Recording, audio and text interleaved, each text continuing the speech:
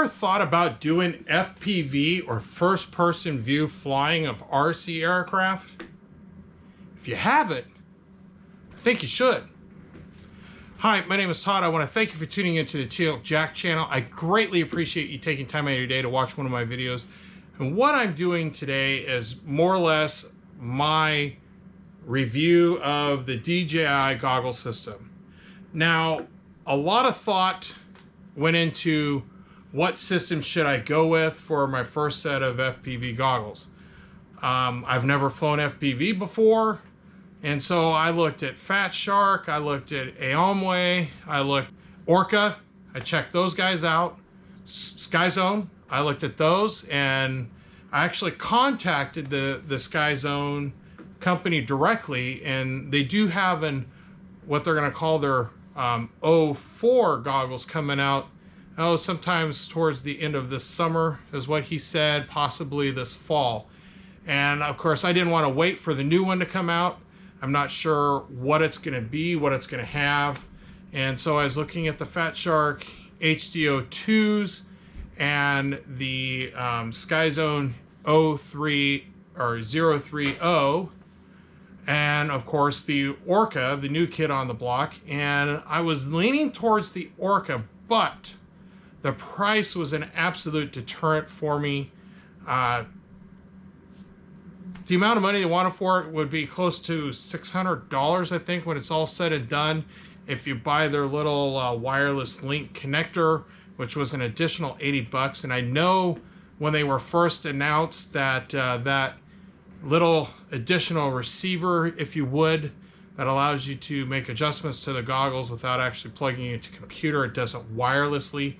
That was initially free if you got in early on, but at the time there wasn't monies available to get into that early on buy.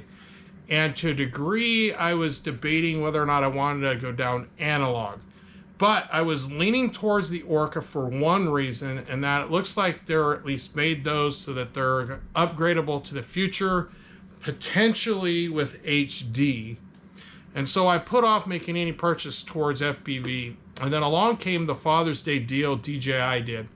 And that for me was the no-brainer at that point. So I don't plan on doing any FPV racing. I'm in my late 40s and have no desire to travel across the country or go to FPV competitions, nor do I think my skills are going to be good enough to ever be at that level. I decided with the Father's Day discount, it was time to go to the FPV goggle system. Now, I had purchased basically everything to make this quad here about 2 years ago, including a Mach 2 or Mach 3 transmitter from Race Day Quads with a run cam, Rotor Riot Edition. And I had it all set up, ready to go, but of course I had no transmitter to fly it, so it was basically put in a box and on the back burner. And this year, with the Father's Day discount, I decided to get the DJI system, which I did. And this is a Space One quadcopter frame. This is a Formula 220. And the air unit fits perfectly into the quad frame. The only thing that it's missing with this particular frame is going to be the antenna mounts and a mount for the camera. The spacing here was just too wide to fit in the frame that comes with this quadcopter. So I ended up going to Brain 3D, purchased the various red bits you see on here, including the ESC protectors, and went ahead and put this together, and it works fabulous. I'm absolutely impressed with the image quality that you're getting in the DJI goggle system. So my recommendation is, if you have the money and you aren't bought into analog and you're not planning on doing any racing and you just want to go out and get a really good, crisp, sharp image, and I'll show you a video right here. And in this video, you can clearly see that the image quality is outstanding. I'm very impressed that as I'm flying, I can see details of grass, details in the leaves of trees. Everything is sharp and clear. In fact, one of my flights the other day, and I've only had about 5 flights total now, maybe, yeah, 5 flights total doing FPV. And I'm thoroughly impressed at how well the image, or how clear the image is. Let me put it that way. I was actually flying the other day, and a little dog comes running across the field. I can obviously hear it barking, and I had the quad flying, and the dog was so crystal clear in the image. I'm just absolutely stunned at how clear the DJI system is, and so I highly recommend it. Now, with the video, you'll be able to see how clear it is, obviously, but what DJI is lacking in their goggle system is the face piece right here. It is not a comfortable face piece. Let me just put that up front. I've got a rather large head, and I thought for sure this thing would fit me just fine and be absolutely comfortable and not have issues at all. No, not comfortable at all, and it doesn't fit right. There is a lot of light leakage around where this thing fits my head. About the only place I don't get light leakage is right up here at the eyebrow. It leaks to me on both sides, and it leaks underneath here through the nose. Now, fortunately for me, where I've been flying, I've been sitting in the shade, so the light leakage isn't so bad that I can't see the image in the screen. And in some ways, it's kind of nice because I can kind of view down through the light leakage, and I can actually see my transmitter. Not that I do that, but that is an option. So DJI, if you see this video, you seriously need to get some more padding for your goggle system. This padding, in my opinion, is absolutely garbage. It's junk, and it's uncomfortable. So what I did is I went on to, I think it was Race Day Quads the other day, and they had like another foam to go on these particular goggles. So I've got that coming. Hopefully it will show up this week, and I'll be able to put that on and go fly with that new foam piece to see if these actually fit better and don't have the light leakage with that other foam. Now, the one thing that foam does is Race Day Quads did state on their website that it's kind of like a temporary measure till DJI actually puts something out that's better. So we'll see how it fits and how it feels. Hopefully it's going to be more comfortable, because this one is very uncomfortable. Now, as far as the weight of the goggles, I got nothing to judge it next to. Are they bigger than Fat Sharks? Absolutely. Are they bigger than the Orcas? Well, probably. I've never seen a set of Orcas, so I'm assuming that they are. I have seen Fat Sharks. I've dealt with Fat Shark before. I actually sold Fat Sharks in a hobby store years ago.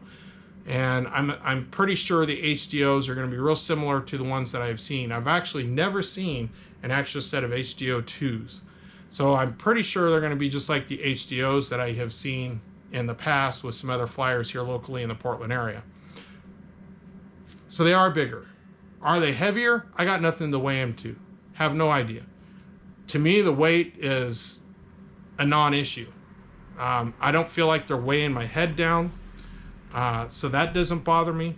The one thing I did do is put a zip tie to help hold the battery wire on, because the battery strap was popping loose occasionally, and the last thing I wanted was that to come completely out while I was flying. So I put a little zip tie, and it's being held onto the headpiece strap, and it works just fine and keeps the battery plugged in. As far as everything else goes, I wear contacts, so I don't have any lens correction inside, and it works just great. I've got old man eyes, which I can't see up close well at all anymore. It's really ridiculous that I have to resort to your old granny glasses so I can see up close, but it's a non-issue in these. I see perfectly fine. So if you're concerned that you can't see up close anymore, and I'm not going to go FPV because my old eyes aren't going to work, it's a non-issue. No problem at all in these. As far as noise, there is a fan in these, It's not so bad with my contacts that I feel like the fan's drying out my contacts, so that's a good thing, but it does keep the moisture off the screen. I'm not having a moisture issue. Of course, I'm in Portland in the summertime. Not as much humidity as there would be in the southern states like Texas or Florida. So I don't have that kind of humidity. The humidity in Portland is definitely greater than my hometown of Medford, but I am not seeing a fogging at all, and the fan works just fine. And again, it's not a heavy fan that it's actually blowing across my eyes and drying my contacts out, or that I'm having to blink a lot while I'm wearing the goggles. So the fan's a non-issue. The noise the fan makes is not that bad at all. So those are pluses. The other thing that's a big plus with these goggles is, again, the image quality. I can't say any more about how clear the image is. It literally looks like I'm literally flying it. It's nearly crystal clear. I don't know how to put it any other way than that. It is such a clear image. So would I recommend DJI at this point if you can't purchase it with the Father's Day discount price? Yes. The image is incredible. Let me just put it that way. I've seen FPV through some of the analog systems, and the image quality is pretty bad. And that's why you'll see a lot of videos on YouTube are being shot with a GoPro Sessions. So the image that they post on the internet of their FPV flying is usually done through another camera attached to the quad. In this case, I'm literally showing you the image that is being captured by the DJI Air unit directly. I am not showing you the image that I'm receiving in my goggles because I don't have yet an SD card to put in the goggles yet. So the image that you saw is coming directly from the Air unit itself on the quad. So I do recommend the goggle system, but there are definitely downsides. One of the downsides to me is the XT60. I suppose it's not a major one, and it isn't, especially if you have XT60 batteries. In my case, I'm Dean's guy for all my planes, so I don't have any XT60s. So that means all my future batteries I gotta buy are XT60, which isn't an issue because that seems to be what most of the batteries these days are coming with. So a downside for my current batteries that I got, but on the upside, any future battery purchase be XT60s. What I will end up doing probably is these batteries that I bought from Hobby King for very cheap when they were on closeout for a friend of mine dying of cancer. I'm probably going to switch these over to an XT60 connector and then run those for the goggles, and instead of using the barrel plug with the adapter that I made to run into the XT60. So that's another option. Now let's look at some positives. Positives, the screen is absolutely incredible. Positives, the fan isn't so loud that it's obnoxious and drives you nuts. Positive, the fan doesn't blow so hard that if you wear contacts, it dries out your eyes. Positive, since I wear contacts, I don't have to buy any additional lenses to put in the goggles. A positive, again, image quality, incredible. I would say another positive is the weight of the goggles isn't so bad that you feel like you're being really weighted in the front and you want to drop your head. So those are some of my positives. Negatives. Now the negative, of course, is the light leak, the foam pad around the goggles. It's uncomfortable and it leaks light. Huge disadvantage as far as I'm concerned. And if DJI happens to see this video, please do everything you can.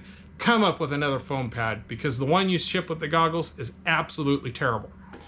Another negative is the fact that I'm locked in to DJI only.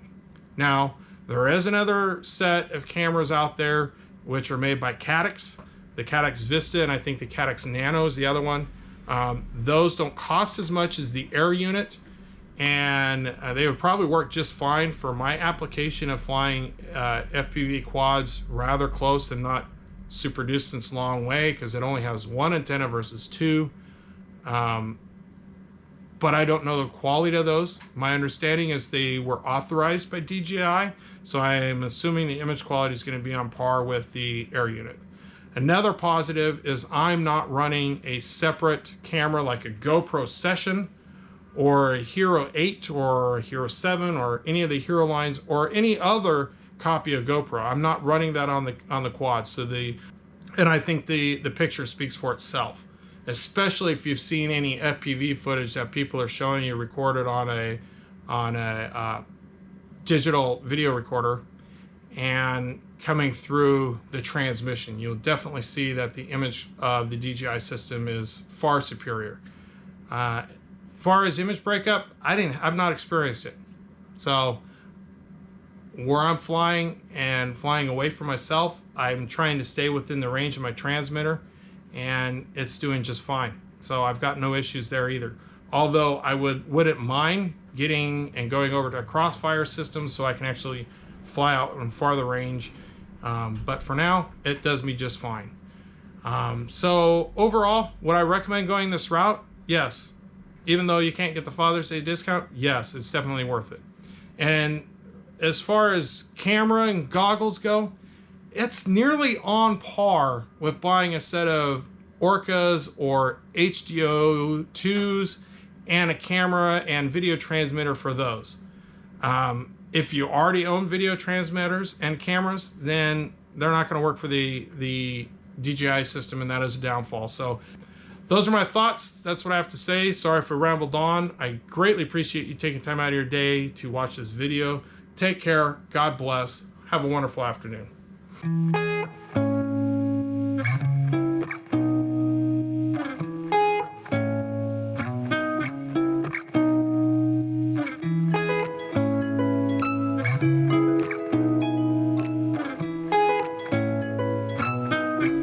Hi, I want to thank you for taking time out of your day to watch one of my videos.